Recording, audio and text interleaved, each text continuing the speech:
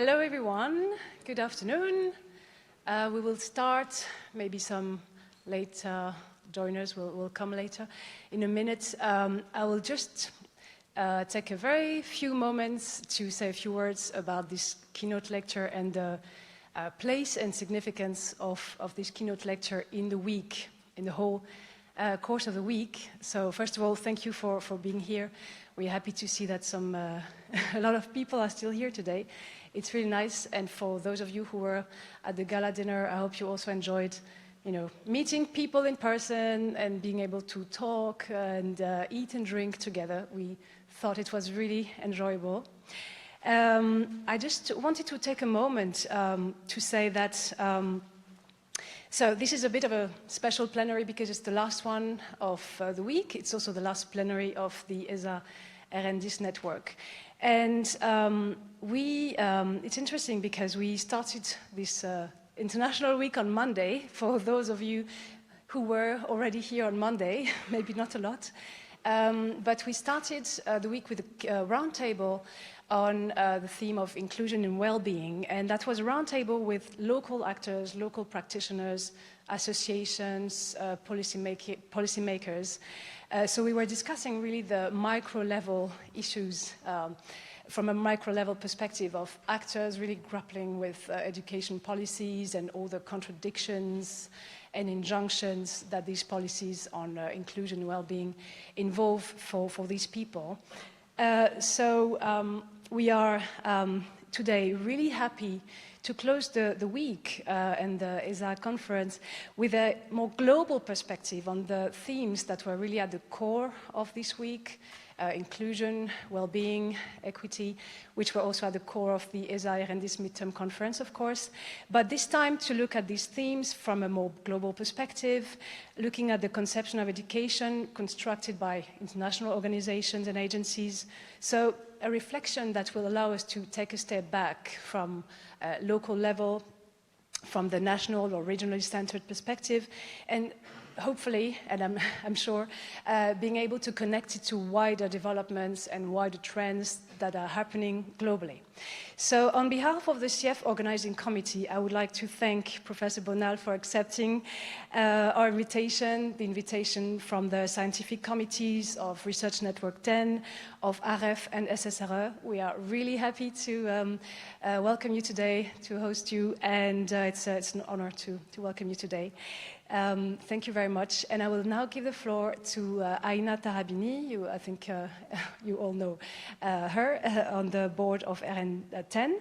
And she kindly accepted to co-chair this session, and she will introduce Professor Bonal's work in the context of the Research Network 10, and more specifically also regarding to all the discussions that you had yesterday and today.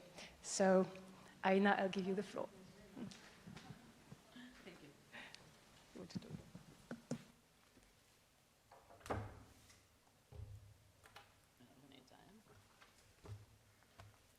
1 minute.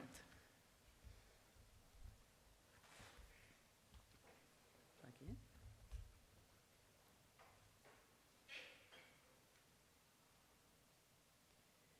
Okay, so good afternoon, everybody. It's a pleasure to introduce Professor Xavier Bonal. He's a professor in Sociology of Education in Autonomous University of Barcelona, and he's the director of a research group called GEPS. You can see the name here, Globalization, Education and Social Policies Research Group. And I'm glad to introduce him because following a Catalan philosopher that I love, Marina Garcés, I understand introductions and presentations not just as an exhibition of a CV, but as an act of making someone present in a conversation. Marina Garcés says that present someone is to invite him or to invite her to join a conversation. So welcome, Xavier. And I'm also glad to introduce him because he is the researcher of my research group. He was my PhD supervisor. He's my mentor and my friend. So this is a personal presentation. Everything is personal in life. So this is also personal. Xavier is one of the most renowned sociology of education in Spain and abroad. But as I said, I don't want to stress his curriculum as a long list of acknowledgements. You can do it just Googling his name. What I want to do is to stress a particular way of being in academia and a specific way of doing research that deeply influences many of us, and that I think is critical to describe, understand, and critique the multiple ways of banking education, as he will explain us today. He indeed understands and conducts research as a means for social transformation and not just as a scientific or intellectual task.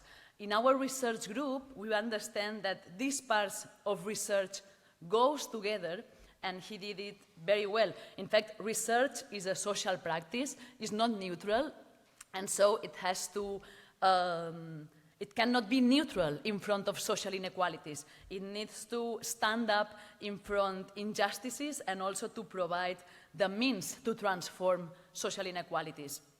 So this way of understanding research explains the topics that Xavier Bonal has investigated during his trajectory, and also the way he approaches the research process itself. The privatization of education, the relationship between education and poverty, the class dynamics of school choice, of the causes and effects of school segregation are some of the most relevant topics he has analyzed, providing both critical academic contributions, but also critical insights for political action. And in fact, and I will finish my presentation with this, Xavier is very involved in policy advice and policy reform at different levels. He has been an ombudsman for the children's rights in Catalonia. He advises the Spanish Ministry of Education. He runs several research projects with local educational administrations. He collaborates with UNESCO, UNICEF, Save the Children. So he is clearly one of the most relevant advocates of public sociology today. And his research, as you will see, is constantly expanding our sociological imagination and also invites multiple audiences to be engaged with. So with this presentation, I invite you to join the floor and to share with us your proposal. Thank you.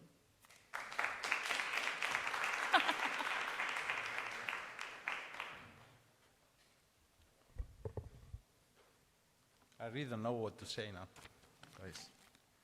Well, thank you. Thank you so much, Aina. Thank you, Cecile, for the introduction. And thank you, of course, for the organizers of the Semaine Internationales d'Education for inviting me and give the opportunity to reflect on some of the aspects of my work in the last years. As Aina just mentioned, a number of topics in which I have dedicated most part of my research. First thing I have to say about this presentation, as you can see, there is a discount in the title.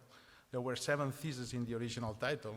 I reduced it to 6, and it's a matter of time on the one hand, but as you know, we are all aware that there's some differences when you prepare an abstract and send it, and when you start working in a paper and you reorganize your ideas. So we will leave it in 6.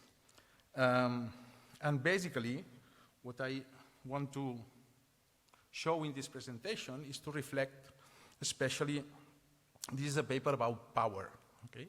About the idea of how mainstream ideas in the global space become globalized, something that happens, of course, in many public policies, and of course, education is no exception. And what I'm interested especially is to see what is globalized in terms of educational ideas and policies in the current context, how it is globalized, and who globalizes it. Because I think one of the main aspects of this reflection, as you will see, is the importance of subjects of globalization, as Colin Hayes says. Let me say also that about this paper is that we have to understand, or I understand at least, this as a very recursive process. Globalization and legitimation go in parallel.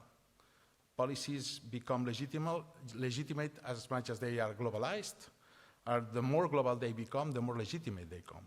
So this is something that probably we should keep in mind in terms of understanding why and how the dynamics of this process operates. And as I said, this is also an attempt to understand which subjects of globalization are behind the globalization of education policy agendas.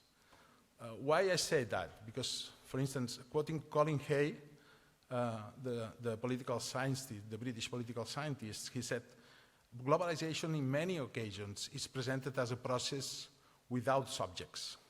It's presented as something pretty abstract. But we can recognize in our field subjects of globalization. If I show you this picture, probably you can recognize that here there are many of these agents that set agendas. International organizations such as the World Bank, the OECD, the Asian Development Bank, aid agencies such as the FIT or the GIZ, think tanks such as the Brookings Institution, for instance, or philanthropies such as the Gates Foundation, just to name a few, as organizations that have the capacity to define discourses, policies, practices that can become globalized. Of course, not all these organizations operate with the same means. Not all use the same type of mechanisms to influence policymaking. And another aspect it's important to highlight is that this reflection is far from any idea of understanding this as a process of conspiracy. Okay? Globalization doesn't mean that all these organizations sit in a table and start deciding the agendas. It happens because there are confluences, convergence of agendas, or because there are many processes that we, even sociologically, I think we have to investigate about how international organizations operate and create different types of agendas.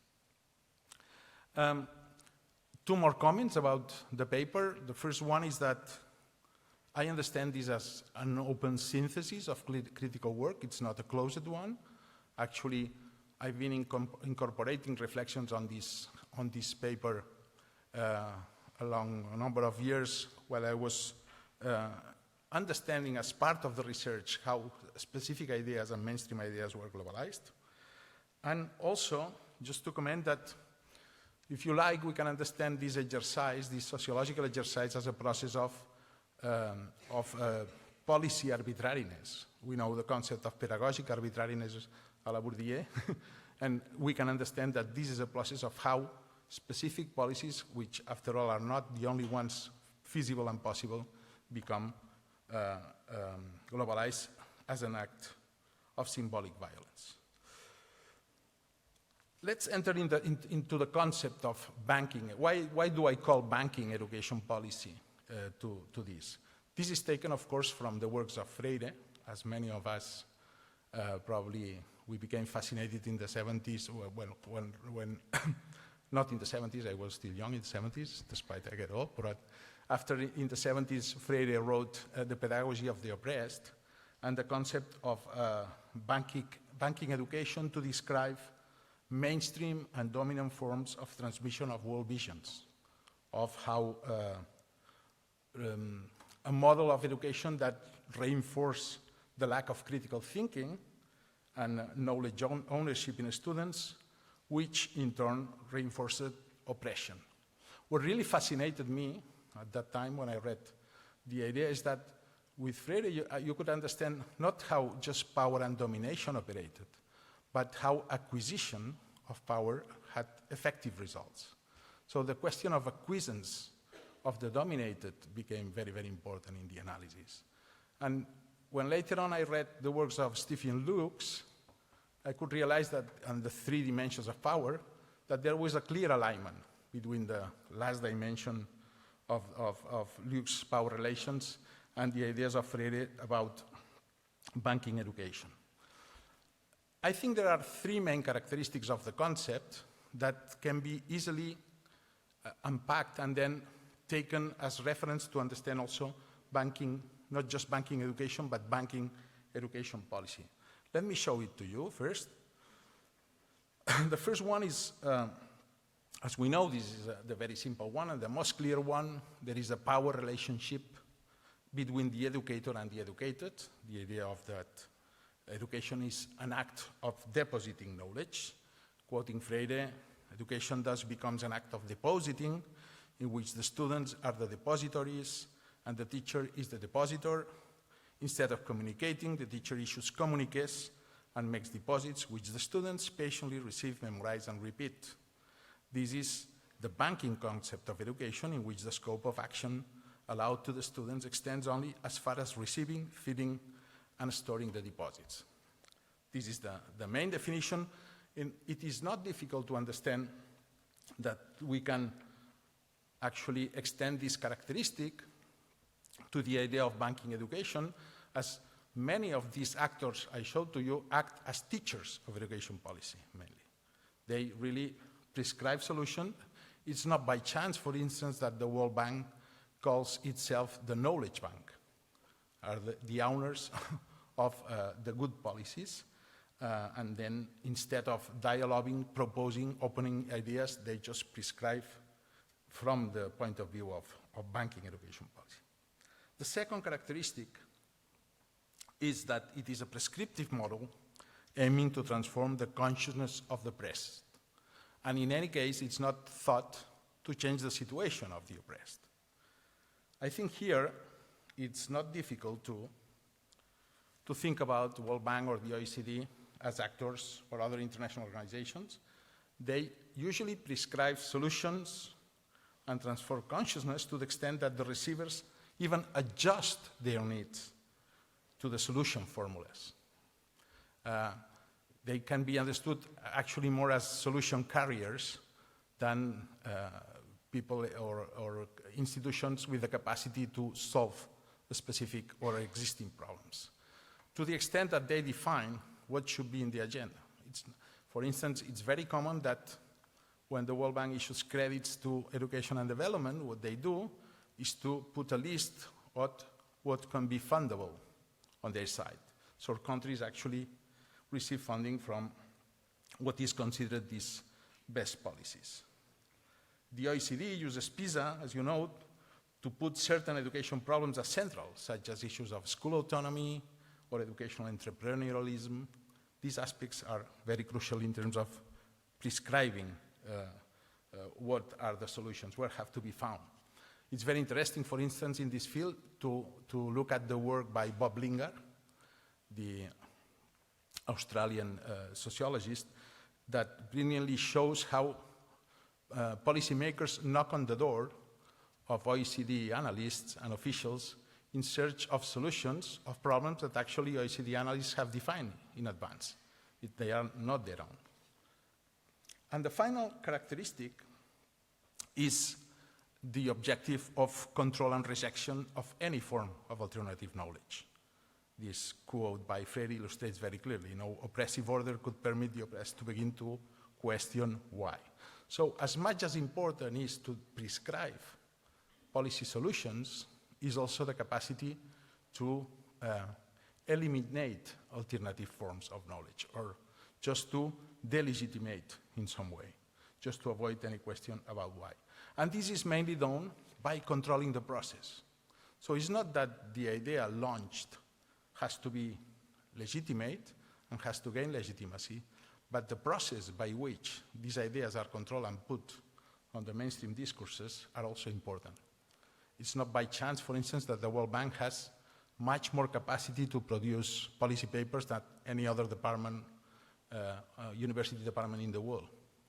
And we cannot compete in terms of ideological production of texts by this institution. So these are some ideas of the concept of banking education that can be extended to the idea of banking education policy. And now, the idea is to illustrate, as I said, this is an open synthesis, it's not closed, in 6 theses that I have selected, which I think are important and very visible in current global education policy agendas. These are skills, skills, skills. It resonates with education, education, education in the early 2000s by Tony Blair. you might remind this, or the idea of trainability and the instrumental value of education. The second one, I also quote Bill Clinton's advisor of "Is the economy stupid?" Well, now this is being used everywhere. It's the governance is stupid, it's policy stupid, everything. Well, here, I think the concept of governance becomes very crucial. Or you can say it also, prescriptions are good, applications are bad. The third one refers to the concept of things being equal. As you will see, this is a methodological approach used by these agents, which we can call it a way of neutralizing context too. The fourth one is poor but efficient, or the idea of actors as utility maximizers. The fifth one is equity through choice, or how to enhance the virtues of the market. And finally, the last one is the ideology of what works, or how evidence-based policy is done in a cherry-picking way, which becomes very crucial. Before I enter into them, just a few characteristics of this, just to remind that these, as I said, are promoted by agents of globalization, so these theses should be checked and should be see whether they are reliable if we explore text and discourses of these institutions. They do not exhaust the educational policy agenda. As I said, this is a personal account only, and we could add many different things. They are not necessarily all of them new slogans, but they are probably adapted, and it's interesting to see how they are adapted to the 21st century globalization context. And again, they refer both to the what and to the how of education policy. Okay, having said that, let me start with the thesis. Of course, as a matter of time, I cannot invest a lot on reflection on them. Maybe in the dialogue we can discuss more about this.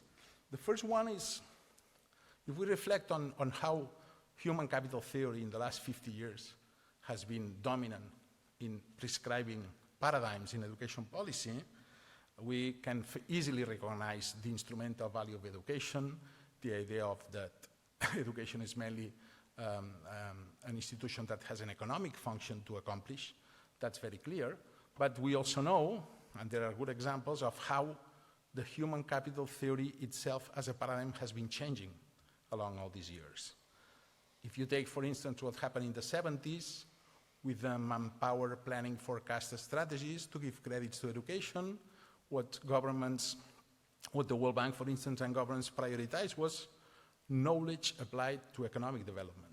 You had to get knowledge on agriculture, on chemistry, on economics for public policy planning, on whatever that was needed as the base of development. But this has not been always like this, and we can see now more discourses that focus on competences and skills rather than knowledge. The need to train flexible workers for the global economy may be behind, then, this super stress on skills. And we hear constantly how education systems must focus on helping students to develop problem-solving skills, critical thinking, practical and transferable competencies, and so on. But the implications of the skill-centered education is that they alter the pedagogic relationship between transmission and acquisition, as we know. And as Bernstein reminded us, the pedagogic modalities change as the social base change. And he wrote that the new requirements of work and life produce a model of generic performance, what they call. So if invisible pedagogies gave importance to the process of learning and gave the learner the control of the process of acquisition, flexible capitalism focuses mainly on the output. The new requirements of work and life imply then continuous performance, and it is guided by short-termism. Under these circumstances, it is considered that the new vital ability that must be developed is the idea of trainability. So it's the ability to profit from continuous pedagogic reformations and so cope the requirements of work and life. So a generic model, a generic performance pedagogic model allows for these constant and intermittent pedagogies which produce uncertainty, emptiness, and precariousness. And it is not only that people can lose their jobs and need to be trainable constantly, but then can even lose their professional identities. And to survive then, it is strictly necessary to show constantly everyone disposition to be taught and to be trained. My colleague, Aina, has argued that the identities of the learner are profoundly transformed very clearly by this generic performance. And we can see also that the emphasis on 21st century skills may produce the exclusion of students to access powerful forms of knowledge. As Savage reminds us, many governments are doing policies now that stress much more everything related to doing than to knowing. This paradox, I think, it's a very strong one and a hidden one, because youngsters are invited to be trainable, flexible, willing to change, adaptable, and of course this might sound like the educational paradise, but it is not, because it can become a mechanism guide, but short-termism, precariousness, and detach the youngsters from accessing to powerful knowledge. One of the things that, when I was preparing this, I went back again to famous Learning to Labor, Paul Willis' book. And one of the main forms of resistance that the lads show in the book is their capacity to neutralize the idea of different skills. So when the system is offering them, you must serve to do mechanics, you must serve to do administration, you must serve to do several things. What eroded the system was precisely the capacity of the lads to say, I don't care about this, because everything is oppression, everything is exploitation. So it's interesting to see how in the 70s, in the middle of some industrial model of development, this type of reactions actually could be transformed into a different context today of different pedagogies or generic performance. But this keeps eroding the system. When the system is saying being trainable and being flexible is important, if there are resistance to it, it is important to highlight. The other ones are not so long, so don't worry. The second one, it refers to the emphasis that agents of globalization put on the question of governance. This turn, of course, was especially visible when many of the Washington Consensus recipes in the 80s became, by the end of the century, in crisis because they could not accomplish all the promises. Market-based policies, reduction of public funding, export-oriented economies, and in education or health, all these policies thought that they could even expand access or expand democratization of education, but they did not. So these start entering and putting into a crisis a number of prescription of policies, and within education, what entered in crisis was what Stephen Heinemann called the short education policy menu. So there was a number of recipes, decentralization, privatization of education, focus on basic education, and a number of things that were supposed to be a blueprint, a template that could work in any context for any country. And this didn't work. And it is in this context, and as Ben Fine illustrated, that we see powerful agents that start questioning not policy design, but implementation of different policy designs. So the idea is very simple. Policies are good, prescriptions are good, applications are bad, because there are corrupted states, there are vested interests among teacher unions, for instance. There are also inefficient agents, which are aspects that policies in the policy design cannot be solved, but governance systems have to control and have to change. So this emphasis on governing education and governments may allow agents of globalization to keep the same agenda, and this was very clearly and brilliantly analyzed by Robert Wade when he talks about the art of paradigm maintenance. Okay? There's always these institutions that are able to say, no, you are doing bad, but our policies are good. our prescriptions are the correct ones. Interestingly, and as Benfine says, this change means that socio-economistic ways of thinking invaded other social sciences. The opening question of governance is not necessarily a possibility to escape from economic reductionism, but a process of colonization of other social sciences. We know this as sociologists, isn't it? Very clearly. Good governance can then be formalized and standardized and even decontextualized. Think about this, it's not by chance that demand-driven policies that may bypass the state, such as conditional cash transfers, such as vouchers, become globally stronger at the turn of the century, because there is a clear need to give legitimacy for policies that directly benefit the users and can bypass the inefficient and corrupt state. The third one, it's called All Things Being Equal. This is, as I said, a methodological one. I understand this as a pun because all things being equal may think things don't change, but all things being equal, when we talk about statistical analysis and regression analysis, you know, is that all the variables remain the same and we observe the changes in one variable. If regression coefficients then show significance to explain change in the dependent variable along a period of time or in different countries or education systems, then it is commonly assumed that the relationship between dependent and independent variables proved to be significant.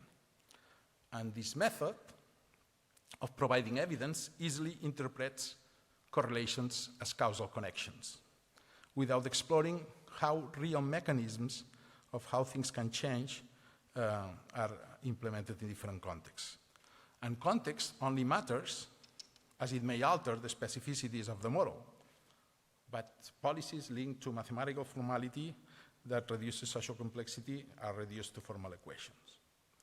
We may see how this, for instance, operates in specific logics of educational investment, when the World Bank focuses on rates of return to education to calculate investment, or when the OECD applauds, for instance, school autonomy as a means for quality education. The abuse of linear regression analysis carries strong inferences that are far from being solid. There are other approaches that can provide alternative and better causal explanation, but for agents of globalization, they prefer to reduce messages based on the simplicity of regression analysis. All things being equal is therefore persuasive as it simplifies reality and allows for simple messages. I just ask you to make this simple exercise. Take any PISA report, any World Development Report, and try to infer how many policy prescriptions are linked directly to linear regression analysis. And you'll see that most of them are presented as such. The fourth thesis has to do with agent rationality. We know that, of course, human rationality is a very complex question that focuses on many philosophical debates, and it's subject to significant controversies. However, this complexity is reduced by banking education policy to instrumental rationality and to understand actors as mainly utility maximizers. Banking education policy then does not understand that there may be different practical reasons in explaining actors' actions, and which might be product, for instance, of group identity or heuristics even. So actors' rationalization is based on utility maximization and basically on the capacity of actors to calculate the costs and benefits of education. The implications of this conceptualization are extremely important because they are embedded in policy designs. For instance, banking education policy may occasionally consider that a certain cost of basic education is feasible because the benefits of investing in education overcome its costs. So, and for many years it's happened. If we charge a small fee to the poor, they will keep investing in education because benefits still exceed the costs. And since we have to consider them as rational agents, they will act in consequence.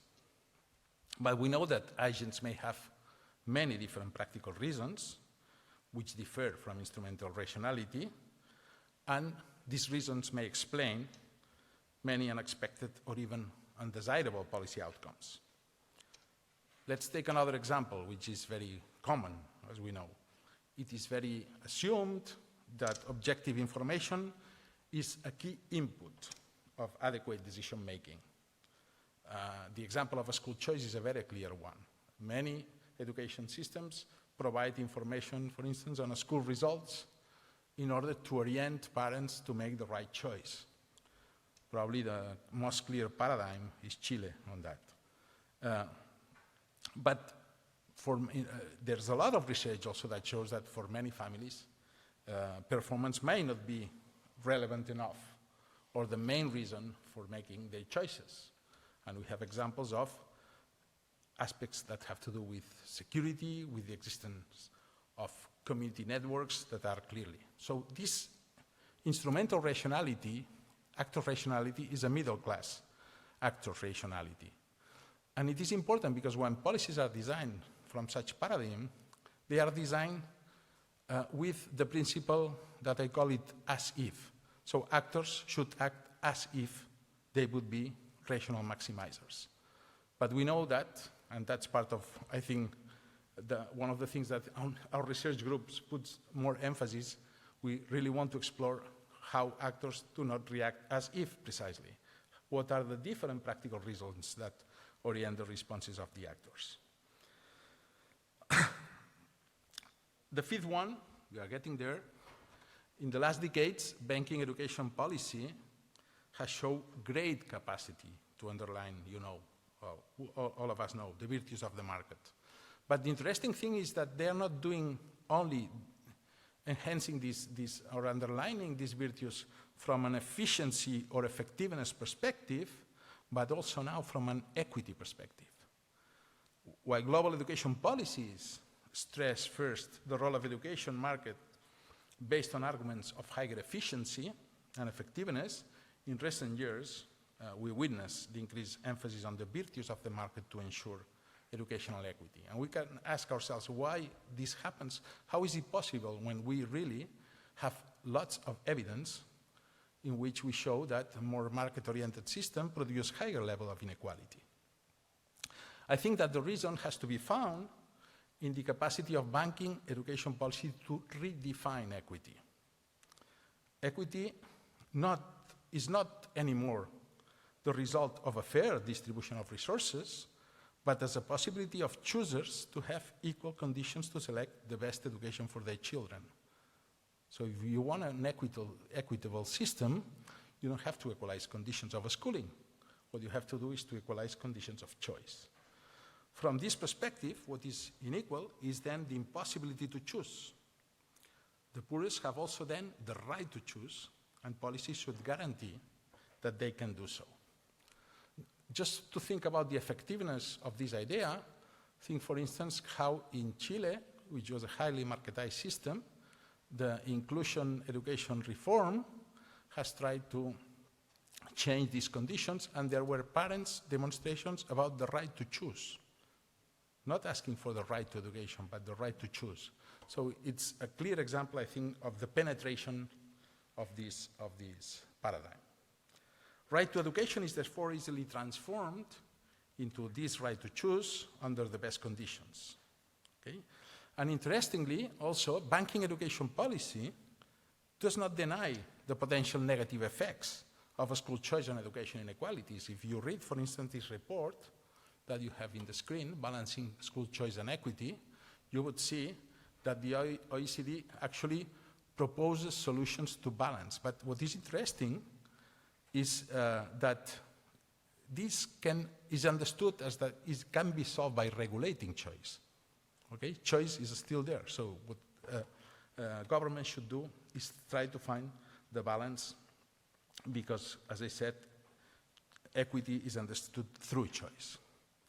it's very interesting, I think, how these logics aligns with the other theses, with the emphasis on educational governance, for instance, or the emphasis on instrumental rationality. Empowering governments, educational demand is what has to be done because actors act rationally and governments are corrupted and inefficient. And it is not, I said, by chance that demand-side interventions have gained presence and legitimacy in global education policies such as CCT or vouchers. Yesterday, when Agnes Van Zanten was presenting her lecture, I think she gave also good examples of that. When telling us about the Sciences Po new system of working on policies of quotas or allowing for the disadvantage, I think it's a good example of how to distinguish between the deserving and non-deserving poor and how to give the right to choose to what should be considered the deserving poor. Sorry. Finally, the last thesis of banking education policy is also a methodological approach. It's actually the skeleton on which many of these theses are built, which is based on this ideology of what works in education or in evidence-based policy. So banking education policy is based on the reasoning that without science, public policies are not like, public policies are most likely doomed to be rational or ideological or both. So to dissociate from such bad policymaking and to express their commitment to science in the policy process, policymakers adopt the slogan of evidence-based policies. But the approach is ideological in itself, as it is based on false neutralism. And it is sustained, as you know, in the belief that science can replace politics and ideology in policymaking. And politics is always present in policymaking, and assuming objectivity based on evidence is in itself politics and ideology. So in addition, evidence-based policy tends to advance a very specific understanding of science. One, as we know, that prioritizes certain forms of evidence over others, such as quantitative over qualitative data, positivist frameworks over constructivist frameworks, or instrumentality over critique. I think in education this is clear. I won't have time now to develop many examples, but there are examples of ignorance of certain forms of evidence. There are some interesting lexicographic analysis that some of our colleagues have done, in which you can see very clearly how different strands of thought do not dialogue between them. There is a selected evidence that is based for policies and for prescriptions, and the other one is completely ignored. The ideology of what works has been used to legitimize policies such as the expansion of private education, specific forms of teacher evaluation, school autonomy, classroom size. It is questionable the objectivity on which this is based, but still it's a form in which policies are detached from its ideological base. Just to finish, some reflections, final reflections on this. I think this type of exercise, I find it, personally as of special interest, and it might help us to unmask how hegemonic thinking in education policy is produced and reproduced. And as I said, agents of globalization are responsible for creating this banking education policy, but again, this does not have to be necessarily a plan and even a conscious strategy. So I think we need, again, to carry out more sociology of international organizations and similar agents to understand the mechanisms. I have not focused very much on the specific mechanisms by which these policies are reproduced, and there are some proposals in the literature, and I think we have to expand it more. What is worrying, I think, about these messages is their ability to become the truth, their capacity to frame what is an educational problem and where we can find the solutions. If you take, for instance, policy recommendations, reports, best policies, databases such as the World Bank's SABER, they become blueprints of policy design and policy implementation and shape what is thinkable and feasible in education. I think the examples provided so far show that the what and the how of banking education policy has both the ability to prescribe good policies and the ability to exclude alternative knowledge and critical thinking. So there is we could say, a counter-hegemonic task to do, not easy, but very necessary. To construct counter-hegemony, we need then first to understand how hegemony works and set the spaces to build critical thinking on an alternative agenda that puts the right to education at the center of educational policies and practices. I think two mechanisms are interesting to develop for that, which actually may be found also in Gramsci's writings on how counter-hegemony should be built. The first one is building on contradictions. I think there is a task to be developed, which is to highlight the contradictions embedded within and between these theses. How can be explained, for instance, that competence-based training takes place and the current high levels of youth unemployment are also present? How can we explain where there is a lack of investment in education from the poor? Why is this happening? Why the extreme emphasis on governance and still keeping high level of prescription of education policies? So these are contradictions in itself among these theses. And a second strategy, I think, is to unmask the existing evidence by providing alternative evidence, by showing that the supposed positive benefits of these policy prescriptions are not as they are shown, and that there is a different evidence then that can question its supposed benefits. Of course, this task is not an easy one, as there are always spaces of truth in these theses, but they don't work for everyone. What needs to be done then is to question its supposed universalism, and for that we need critical work and alternative evidence. I think only through this we can build alternative policy agendas that situate the right to education as the real and main priority of education policy. So thank you so much.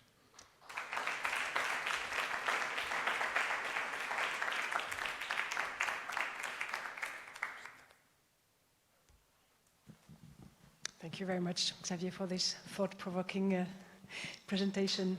I'll now open the floor to questions from the audience.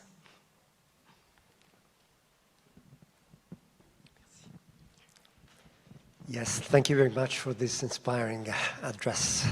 I was interested by the section on governance and how this relates to the exercise of power. You started from the statement that policies are good and implementation is bad. And I was wondering how this relates to your final comment on the mechanisms through which hegemonic power, hegemonic thinking, hegemonic policies are spread. Because when you reflect on the structure of the educational system, it's a multi-layer, multi-level system. So when a global policy promoted by a global agency trickles down the system, it goes through the Ministry of Education, the inspectors, the local authorities, the headmasters or mistresses, the teachers, and so on and so forth. And so one way to describe the system is that there is a degradation, a corruption, or dysfunctionality of the policy that takes place in this trickling down. Another way to see it is that each middle management level actually takes up its own power and therefore exercises power at its own level. So I was wondering to what extent this could be the mechanisms through which, by a feedback loop, each actor of the system can take up some power and actually send back different different conceptions of what the policies should be in their own reality. Thank you very much. Do you want to collect more? Can I react now or I wait? Yeah, you can answer this one. Okay. Well, there's no answer for that. I mean, there's I share your reflection very clearly. I think that when we talk about these issues of governance, again, when I said these theses have always a part of truth, it is very clear. All these agents in the middle, from policies prescribed to the real implementation, actually, we know that they alter clearly the process of policy making. And as you said, probably we need more middle range theories of how these actors play in what could be understood as a process of recontextualization of this, isn't it? But it's interesting how this was practically ignored until the turn of the century. And now all these aspects of how to govern education policies or other public policies become so much emphasized by these actors, just to keep the idea that policy design should not necessarily change on that. I'm not talking about something completely strict on that, but I think the example of a school choice is a very good one for me in terms of understanding how, despite there are actors that might make the system inefficient, this is still considered as a good policy that could balance also aspects of equity, or even can be the best policy for equity. And that's the type of controversies that should be solved. But yeah, I fully agree that these middle range are important. Yeah, thanks.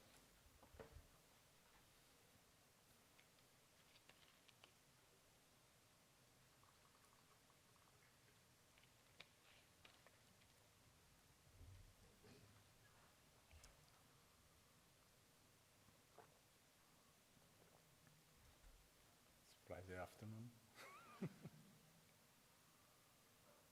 If I may add a comment, it's interesting that you mentioned the word recontextualization, because you talked about Bernstein at the beginning, and it's a concept that he develops also to, I think, to say that there's always a margin for transforming this kind of pedagogic discourse, which goes from the top to the other levels. And I think it's maybe relating to your question, the fact that middle range actors in the pedagogical field and the other field that are involved can have some room for maneuver. But I don't know how you would articulate this concept of recontextualization to what we just discussed. Yeah, I think there's so many abstracts and ambiguity on the concept of what globalization is and which processes this operate around the idea of globalization. And one clear misunderstanding, I think, that operates in many cases is this idea of top-down. And I think we need this type of analysis, of course, of how agents that are in the middle play this role. Actually, this is not a product of simple prescription. When Bernstein talks about the official recontextualization discourse, the pedagogic, so there are agents with a specific power in different positions, but it is also interesting to see how Bernstein analyzes the different roles of the pedagogic field or the official field in terms of changes in the power relations. Why, for instance, the level of autonomy of prescriptors of curriculum changes in late capitalism, and why the state intervenes more, for instance, in describing specific policies in terms of curriculum change. This is currently happening in our country, for instance. So I think the dynamics of this is complex. We have to understand and to analyze. But of course, I'm sorry if I showed an analysis that could seem that this is very top-down. It's not my intention. It's just to say that we have to also identify specific agents that are playing a key role in at least delivering policies that I'm very aware that these are transformed and are adapted to context, but still sometimes they are prescribed out of context and keep being prescribed out of context. And I think this is important to highlight.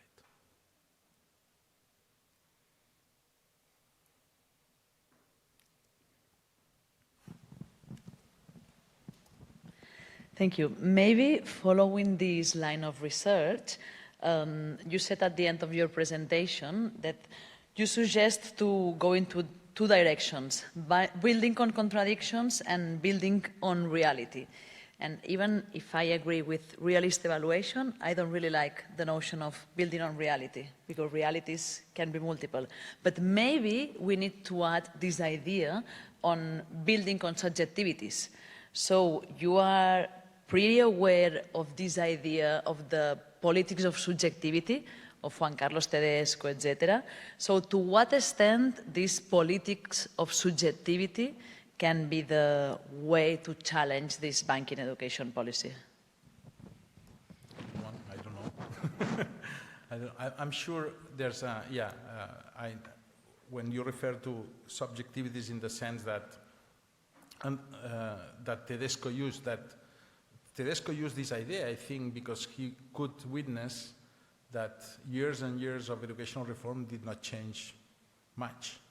So we changed the classical systems of transmission in education systems, we changed the curriculum, we changed the pedagogy, the evaluation, the school organization, and still we'll keep having the same amount of excluded students, dropouts, people that does not achieve the expected, the educational promise, isn't it?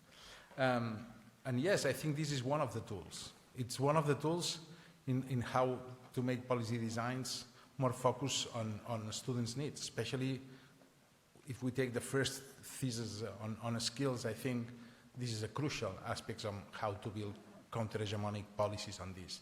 But I think we have to work at multiple levels.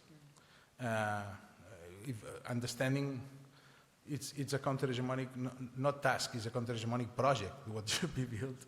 And you can question different levels of that. And one of them, precisely, I think it's sometimes subtle embedded ideologies that are present in some of these prescriptions, in some of these main ideas. I'm astonished in the way how easily the idea of the virtues of the market has remained still alive, and how, and when you check specific reports by some specific guys, how they select the evidence that really, how they force the evidence even to defend their thesis, to defend their position, which, and there is a completely huge alternative amount of papers that could say another things. So part of the story is this one, subjectivism, but not the only one, I would say.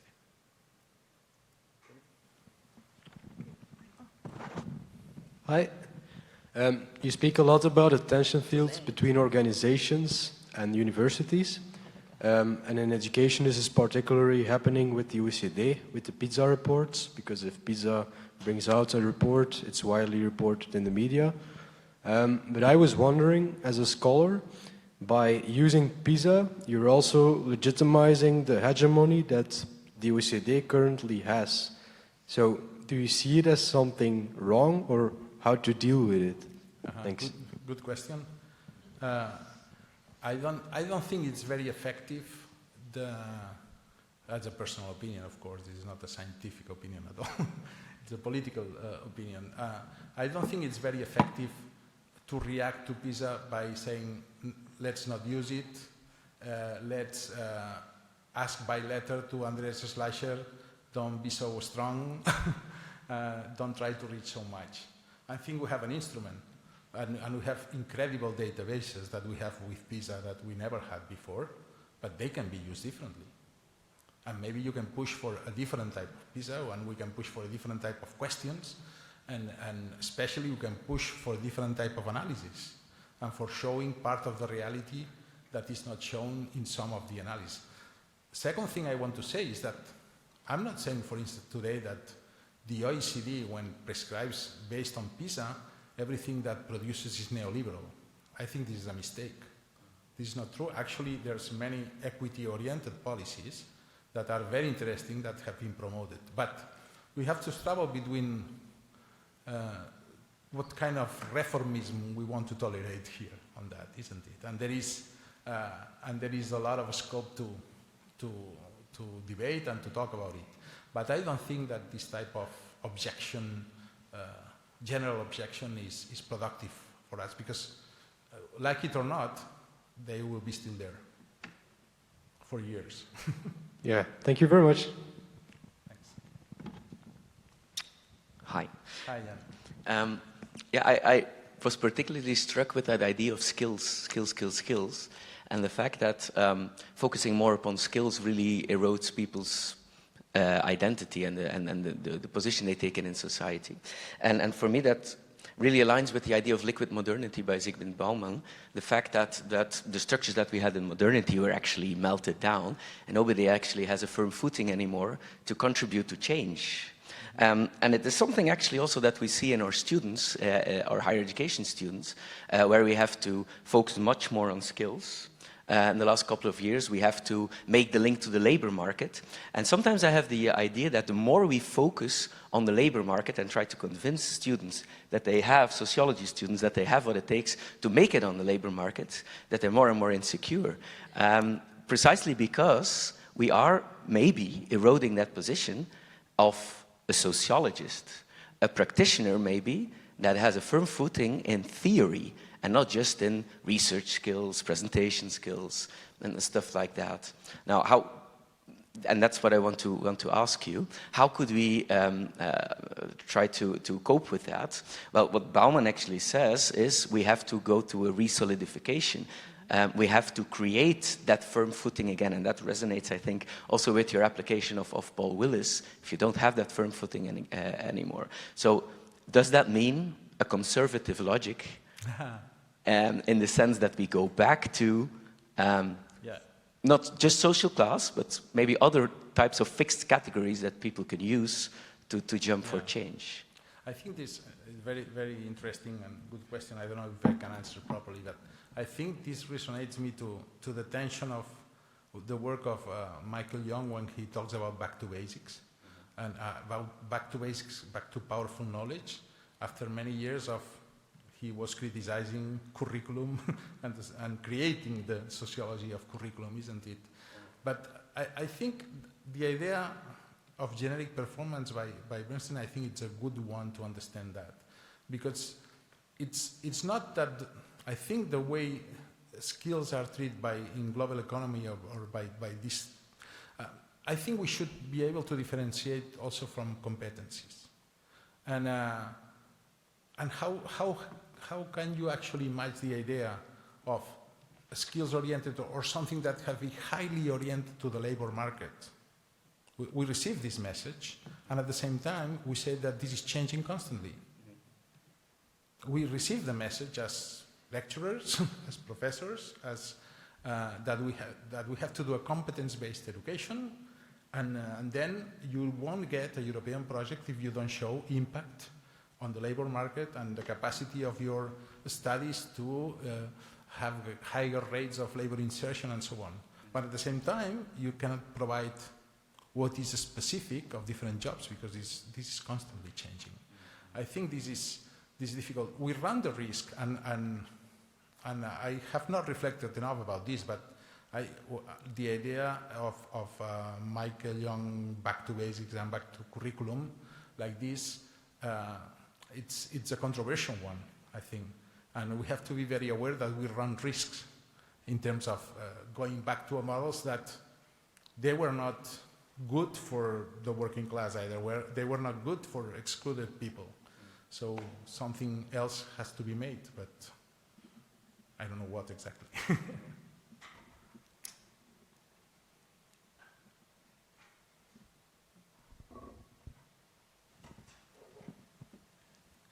Anyone else has a question for Xavier? If not, then I think we will thank you again for your lecture today. And I wish you good rest of the day with the next 2 ESA sessions, if I'm right, 2 more paper sessions. So thanks a lot. Thank you. Thank you very much. For your